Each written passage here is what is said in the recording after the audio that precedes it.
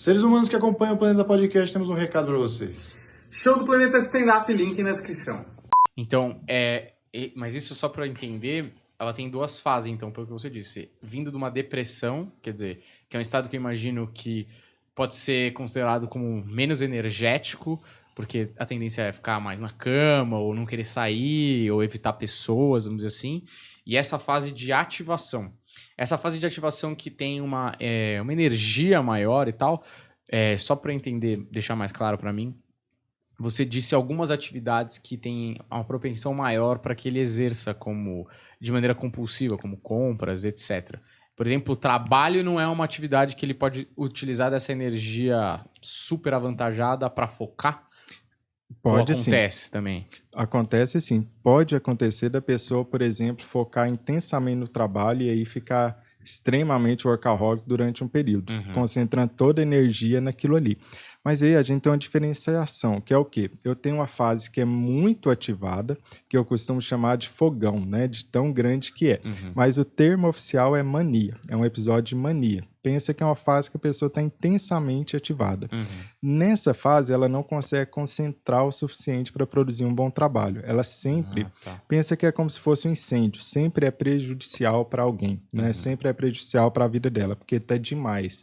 Então, ela está tão com energia que o pensamento está acelerado demais e não consegue focar em uma coisa só.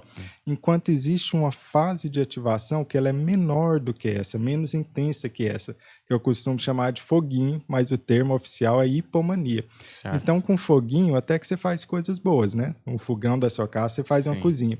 Então, quando tá na hipomania, isso pode até ser funcional, nem sempre é disfuncional. É quando a pessoa consegue pegar essa energia e fazer isso que você está falando, jogar para algo produtivo como o trabalho, por exemplo.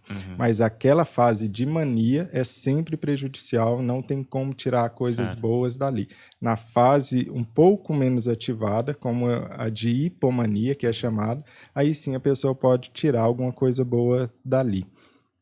E assim, só para ter uma estimativa, eu não sei se tem uma precisão nesse período de tempo, mas mais ou menos quanto tempo nesse estado depressivo, para quanto tempo nesse estado de ativação, mais ou menos a pessoa fica? Só assim, tipo, 2 dias em depressão e 5, sei lá, sabe? O que a gente vai ver ali no livro é o quê? Que para a pessoa ser considerada que está em depressão, ela precisa ficar no mínimo em 2 semanas naquele estado depressivo. Para a gente considerar uma fase de ativação, a gente precisa no mínimo de 7 dias para esse estado de muita ativação, chamado de mania, ou mais de 4 dias para esse estado de hipomania, que é essa ativação um pouco menor.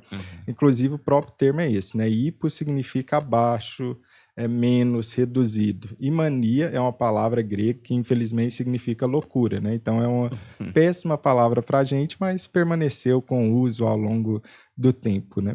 Então, não tem... esse período, ele varia de pessoa para pessoa, né? Esses períodos de depressão porque...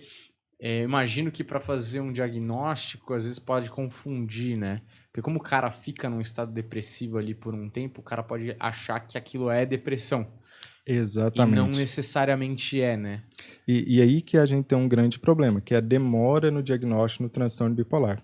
Por quê? Porque mesmo aquele transtorno bipolar que é considerado mais claro, mais evidente, demora em média 9 anos para ser diagnosticado entre os primeiros sintomas e receber o diagnóstico correto. É um tempo enorme. Naquelas formas mais sutis, como, por exemplo, transtorno bipolar tipo 2, a gente está falando de 13, 15 anos. Não só no Brasil, no mundo todo. Então, não é algo agora, né? Enquanto isso, a pessoa está sofrendo, obviamente, porque não recebeu o diagnóstico correto e não recebeu o tratamento correto. Pelo contrário, quando você trata alguém que é bipolar como se ele só tivesse a depressão não bipolar, essa pessoa piora, porque o tratamento da depressão não bipolar piora o bipolar.